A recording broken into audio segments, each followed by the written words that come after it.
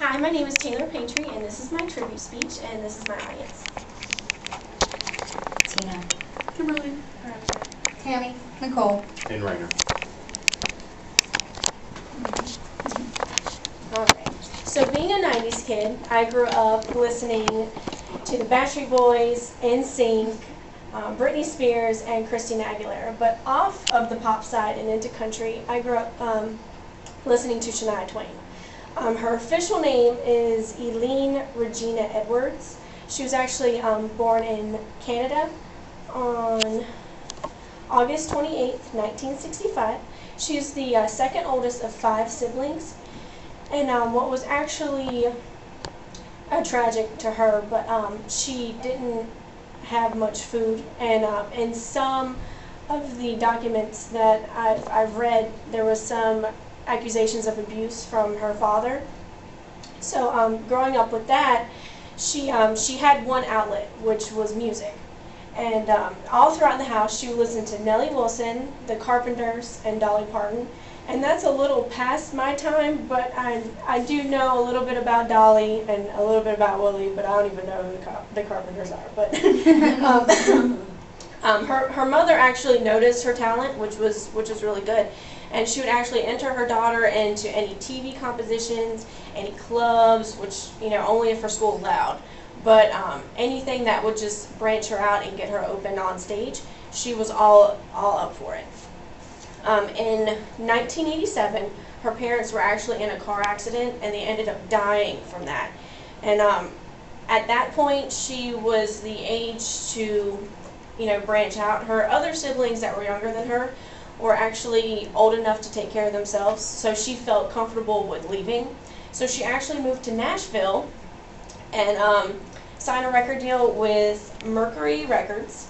And one of the first 2 songs that she came up with was "God Ain't Gonna Get You For That," or "What Made You Say That." I don't even know those songs, so I think she came out with those in 1990, which I was born in 93, so So from www.shaniatwain.com, she actually had a quote which really stuck out to me. It said, "No dream is a waste of time and energy, just like there is no such thing as a dumb question," which I thought was really nice. At this time, she actually changed her name from Eilleen. She changed it to Shania, which in the Zimbabwe it translates to "I'm on my way," which I thought that was really cool. So she has the record deal with Mercury Records, and she's getting her name out. She's on the radio, and she's on the Billboard 100s at this time. Those 2 songs only hit around the 50s, and usually if you're in the top 5, you've got it.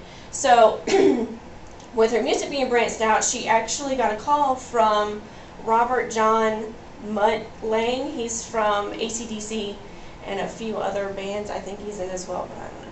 He really liked her. And they actually met in Nashville in 1993, and they were married 6 months later. So they obviously had an attraction immediately. They traveled all over the world at this time, from Canada to Europe, Spain, just gathering in the culture, and they were actually developing music at this time.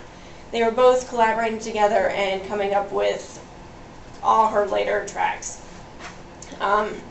such as "The Woman in Me," which was 1995, "Come On Over," 1997. You got the Up soundtrack, that was in 2002. And then her greatest hits actually came out in 2004. So with all the music going on, and of course all the love, they had a son in 2001. His name is EJ, which I thought was really cute. At this time, it was a little after she got a few of her albums out. She noticed that her husband was being a little distant, and she was collaborating with her manager, who was also her best friend. Her name was Marianne. And she was, you know, confronting her. She was, you know, "I don't know what's going on with my husband. Can you see what's going on, or can you tell me if have you noticed anything different?" She's like, no, he's fine, don't worry about it." And actually, it was the next day, Mary Ann's husband, his name's Frederick, actually confronted Shania. She's like, "Yeah, they're having an affair." I saw the receipts and I saw the hotel ticket, and they're having an affair. She had lingerie in her bag when she was supposed to be alone, and this completely destroyed her. She's not only losing her best friend being her husband, she's also losing her best friend, being her manager. She went into a complete depression after this. The day that Frederick told her, it was the day after that Lang gave her the divorce papers, which was kind of messed up. And so 2008, the divorce was finalized, and she left the music industry completely. Like, she couldn't handle it. People.com said Shania didn't even want to live after the affair. She was completely, she was disastrous. It was so bad. She wasn't eating, she wasn't sleeping, and the only reason she would get up any day was because of her son. And that was the only reason. DailyMail.com also did an interview with her, and she actually sent an email to Marianne asking and begging for her husband back. She got no reply. No reply at all.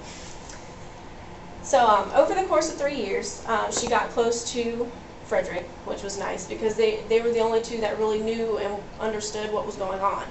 And they really confided in each other, which was nice because, no one understands the feeling of being betrayed by your best friend other than him. And in January 1st, actually, 2011, they got married in Puerto Rico on the beach. The pictures are gorgeous. They lived happily ever after that. They're with EJ in Switzerland as of right now. Shania still does some on and off on the stage stuff, but it's only for like ceremonies. Like if they're having a 10-year anniversary, she'll come up and sing. But if it's like coming up with a new album, she's not doing that right now. But she's been a role model to me, and I think to other women, because not only was she, a pop icon, she, went through all this and still, rised above it. So my tribute speech is to Shania. All right, this is my audience. Tina. Julie. Tammy. Nicole. And Maria.